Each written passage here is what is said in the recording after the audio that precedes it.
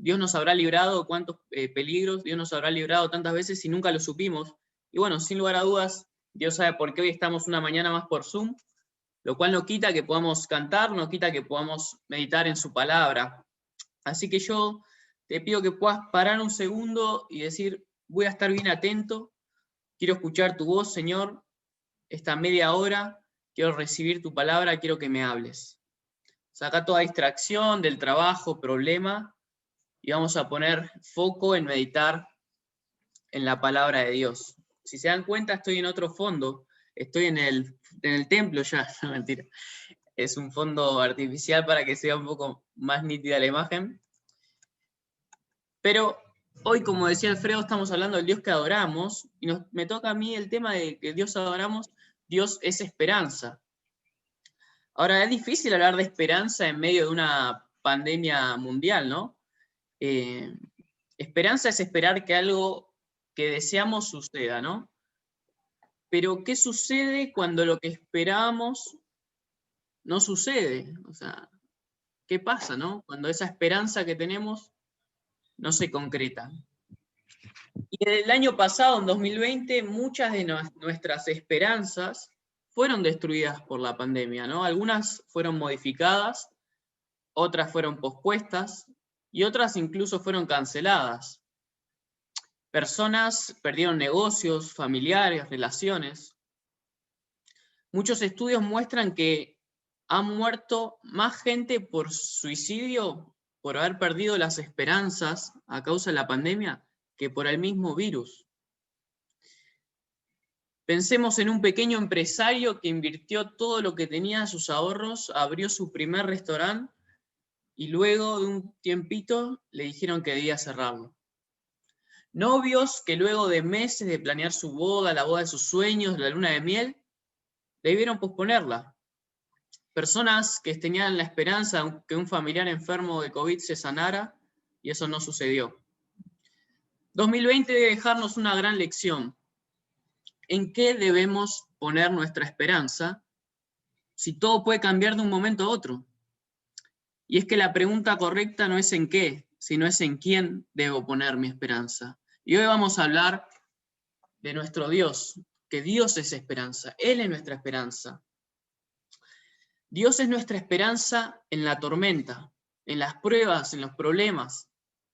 Jeremías lo llamó esperanza a Israel y lo nombra así en un momento de gran dolor, en un momento muy difícil para Israel, en un momento de guerra, para expresar y para ilustrar la situación que pasaba Israel.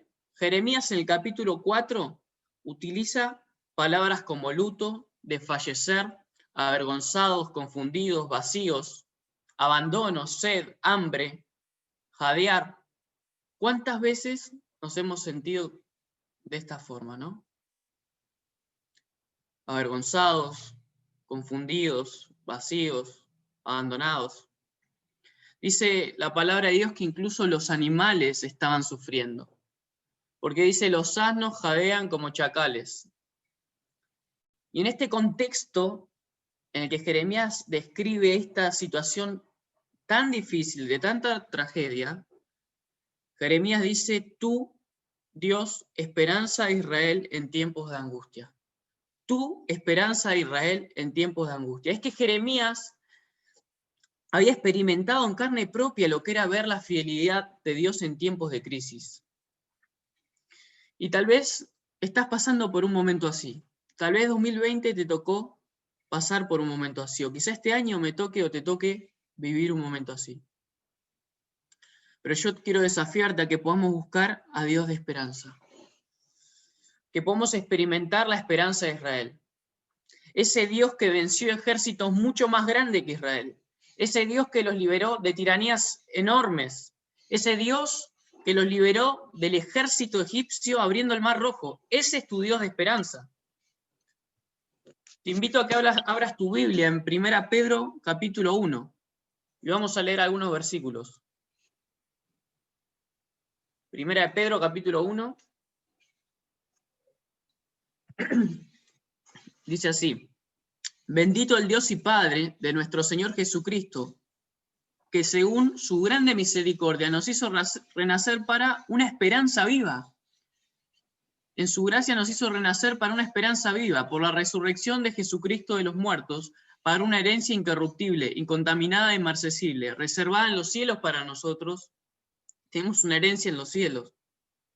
Muchas veces tal vez tus padres no te dejen ninguna herencia, pero tenés una herencia en los cielos si sos hijo de Dios. Dice, reservada en los cielos para vosotros, que sois guardados por el poder de Dios mediante la fe, para alcanzar la salvación que está preparada para ser manifestada en el tiempo postrero. Tenemos una esperanza viva, y sin embargo dice, en lo cual vosotros os alegráis, aunque ahora, por un poco de tiempo, si es necesario, tengáis que ser afligidos en diversas pruebas, para que sometida a prueba vuestra fe, mucho más preciosa que el oro, el cual, aunque perecedero, se prueba con fuego, sea hallada en alabanza, gloria y honra, cuando sea manifestado Jesucristo, a quien amáis sin haberle visto, en quien creyendo, aunque ahora no lo veis, os alegráis con gozo inefable y glorioso. Esta esperanza viva, aunque ahora por un poco de tiempo, si es necesario, tengamos que ser afligidos en diversas pruebas. Y esa prueba que pone justamente a prueba nuestra fe. Más allá de que debamos ser afligidos en pruebas, tenemos una esperanza viva. ¿Saben por qué? Porque Dios está en control. Dios está en control. Muchas veces lo decimos, lo escuchamos, tenemos el conocimiento teórico, pero muchas veces, y lógicamente, como personas nos cuesta vivirlo. Nos cuesta que sea una realidad. Y Jesús le enseñó a sus discípulos que Dios está en control cuando intencionalmente los llevó en Marcos capítulo 4 a una tormenta. Y estaban en una barca y llegó una tormenta, ráfagas de viento soplaban, olas estrellaban. Mientras tanto, Jesús dormía. Los discípulos se despertaron, obviamente aterrados, gritaban, pedían ayuda. ¿El Salvador qué hacía? El Salvador dormía. Lo despertaron y Jesús, con mucha tranquilidad, ¿qué hizo?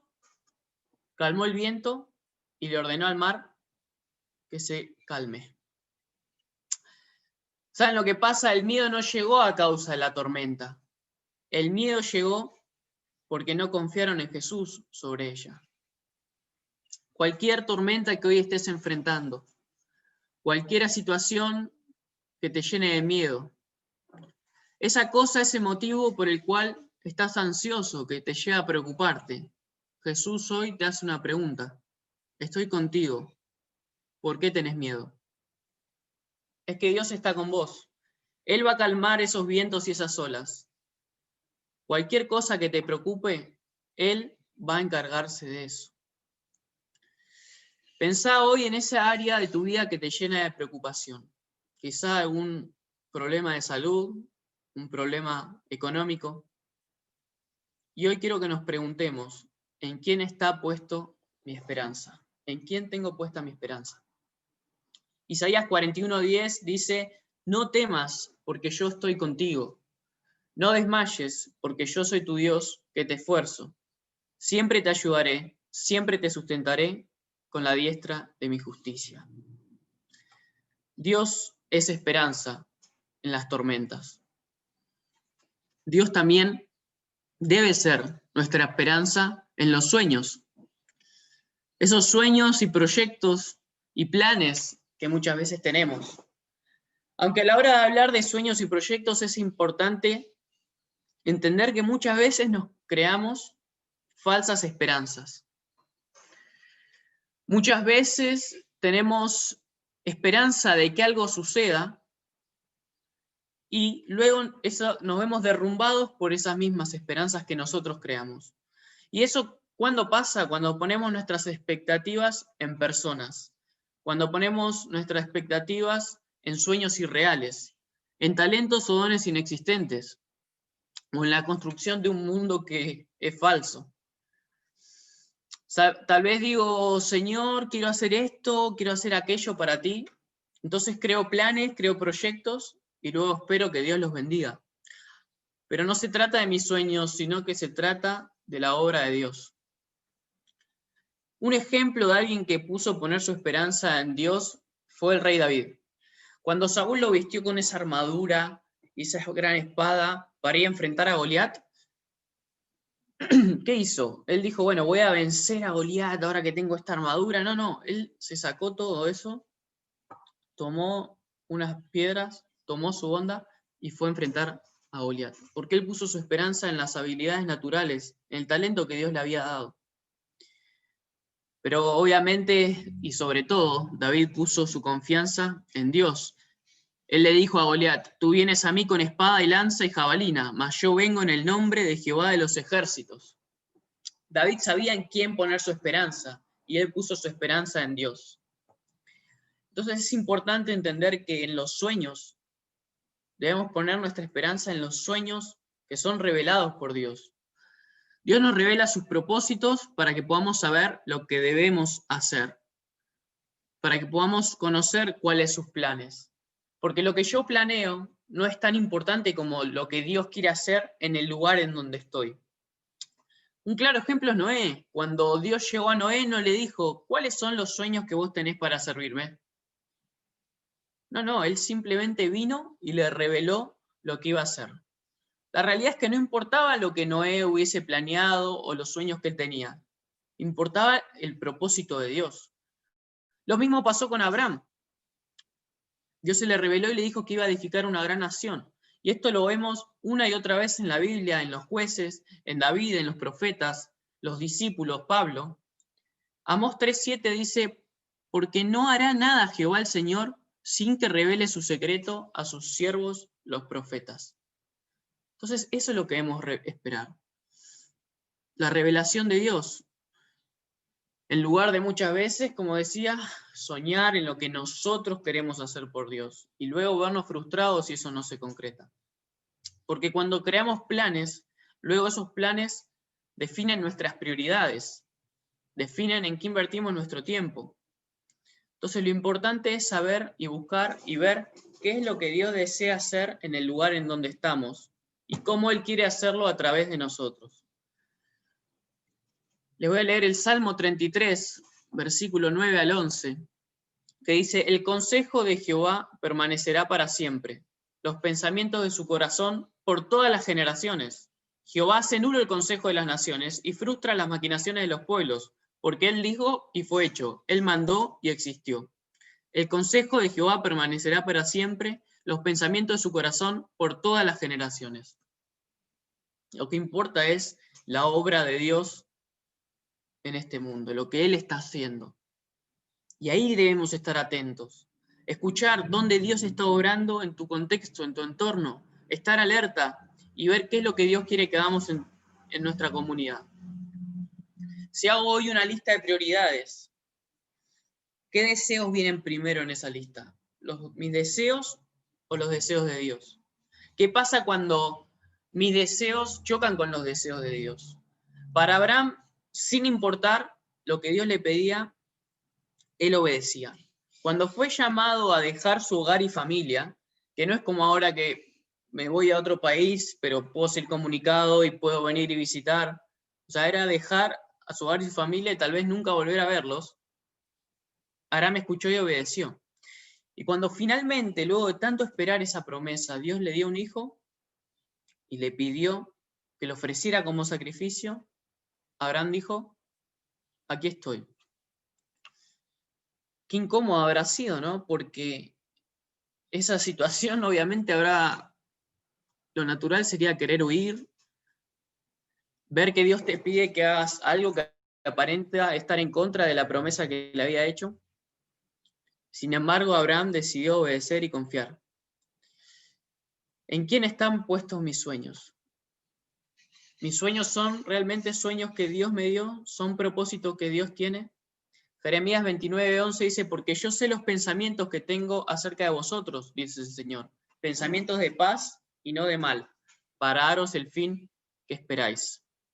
Salmos 37, 3 al 5 dice, confía en Jehová y haz el bien, y habitarás en la tierra, y te apacentarás de la verdad. Deleítate a sí mismo en Jehová, y Él te concederá las peticiones de tu corazón. Encomienda a Jehová tu camino, y confía en Él, y Él hará.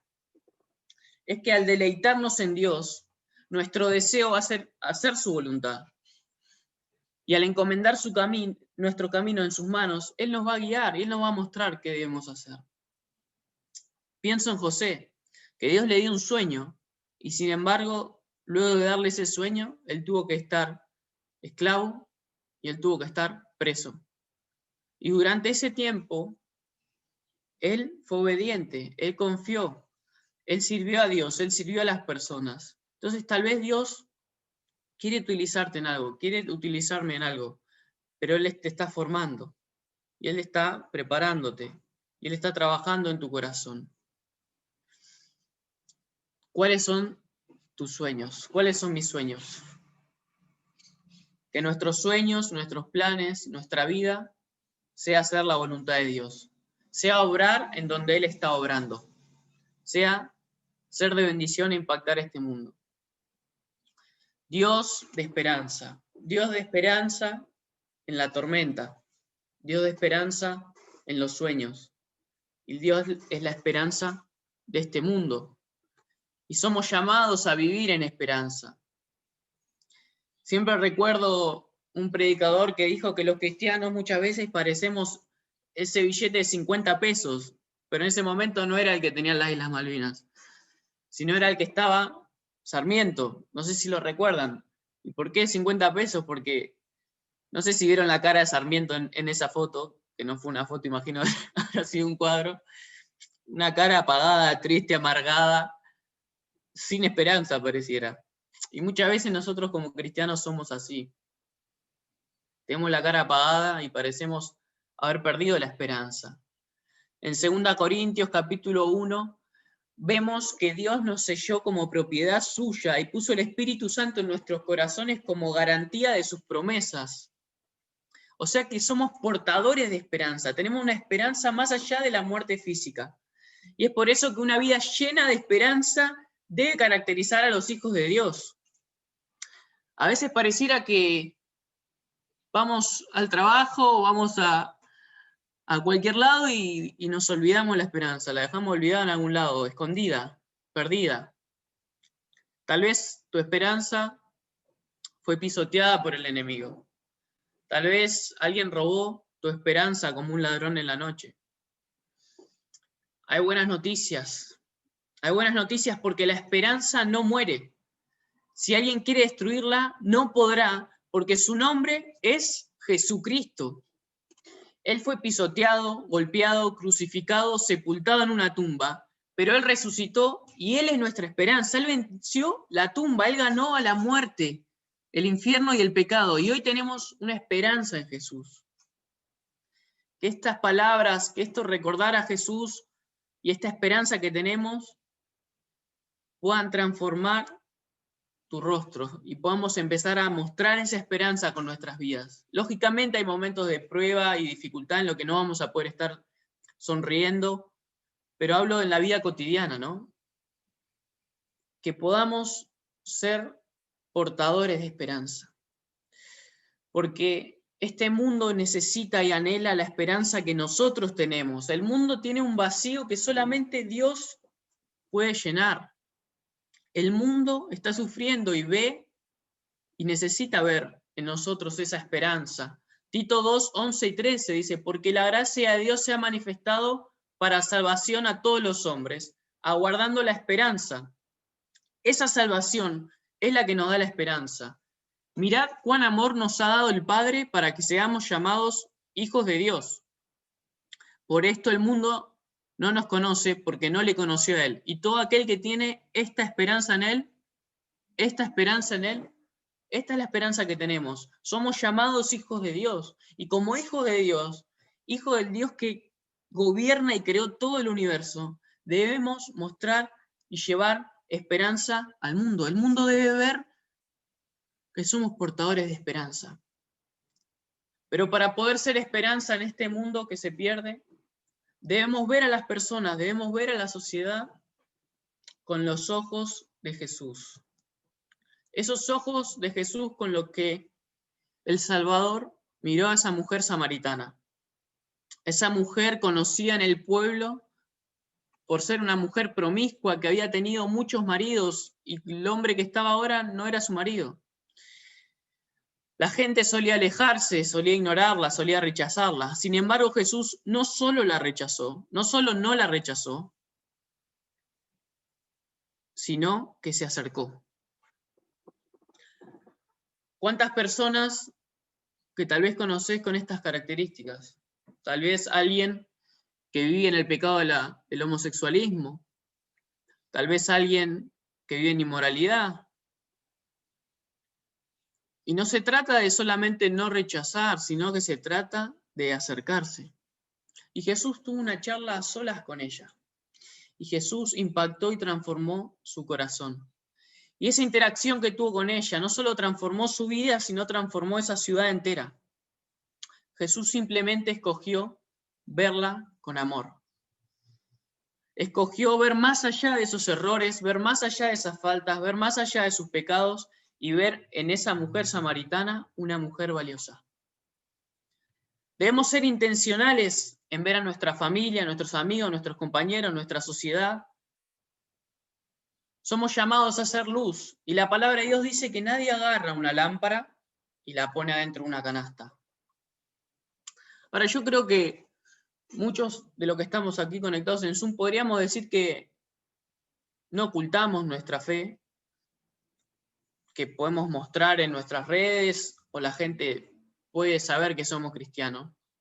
Ahora, si yo te hago una consulta y te digo, agarra una hoja en blanco, agarra una lapicera y pensá en personas con las que te relacionás habitualmente. Y en una columna poné personas que son cristianas y del otro lado personas que no conocen o no tienen esta esperanza que nosotros tenemos. Del lado de las personas que no tienen al Salvador, ¿cuántas personas podrías enumerar? Y hablo personas con las que tengamos una relación habitual. Tal vez 1, 2, 3, 5. Debemos ser intencionales en ser luz, porque si no estamos siendo una lámpara en pleno día. Si solamente nos relacionamos con personas cristianas, debemos ser intencionales en tener relación y vínculo con personas en nuestra comunidad en San Miguel del Monte. Seamos intencionales en buscar tener una relación con nuestros vecinos. Seamos intencionales en mezclarlos en la sociedad y como Jesús estar compartiendo y charlando y dándonos a conocer, porque ese impacto es muy grande. Las personas necesitan ver nuestra esperanza y para eso necesitamos tener un interés en ellos, necesitamos tener una relación con ellos. Esa es la mejor forma de ser portadores de esperanza. Yo creo que si hacemos una encuesta aquí de los que estamos presentes, de aquellas personas que no llegaron a El Salvador por su familia, por sus padres me refiero, sino de alguna otra forma, creo que la mayoría sería por una persona con la cual tenía una relación continua, ya sea un compañero de la escuela, un compañero del trabajo, algún amigo, le llevó al Evangelio, pero primero fue impactado por la esperanza que esa persona tenía. Y es fundamental que si somos 100, 200 personas, podamos llevar esa esperanza a la comunidad. Debemos ser intencionales en relacionarnos con las personas de nuestra comunidad. Dios es nuestra esperanza en la tribulación, en la tormenta. Dios es nuestra esperanza de los sueños. Y Dios es la esperanza al mundo. Este año, seguramente, si en la gracia de Dios nos permite, ya tendremos la iglesia que tanto soñamos, esa iglesia que sin duda fue un sueño y un proyecto que Dios guió. Cómo Dios abrió las puertas y proveyó fue una forma increíble y milagrosa. Y quiero leerte Primera Crónicas, versículo 29, y te pido que abras tu Biblia. Primera Crónicas, capítulo 29, versículo 10 al 16. Yo lo voy a leer en una versión que me pareció un poco más entendible y más actual, pero si querés ir la mirada en la otra versión, también te invito a hacerlo. Y aquí habla cuando David reunió con el pueblo materiales, oro, para la construcción del templo que su hijo Salomón haría. Y fíjense ahí lo que dice. David, hablamos del rey y el hombre más poderoso de toda una nación. Dice, versículo 10 de capítulo 29 de Primera Crónicas. Luego David alabó al Señor en presencia de toda la asamblea. Oh Señor, Dios de nuestro antepasado Israel, que seas alabado por siempre y para siempre. Tuyos, oh Señor, son la grandeza, el poder, la gloria, la victoria y la majestad. Todo lo que hay en los cielos y en la tierra es tuyo, oh Señor, y este es tu reino. Te adoramos como el que está por sobre todas las cosas. La riqueza y el honor solo vienen de ti, porque tú gobiernas todo. El poder y la fuerza están en tus manos, y según tu criterio la gente llega a ser poderosa y recibe fuerzas. Oh Dios nuestro, te damos gracias y alabamos tu glorioso nombre. Pero ¿quién soy yo? Dice el rey y el hombre más importante de Israel. ¿Quién soy yo y quién es mi pueblo para que podamos darte algo a ti?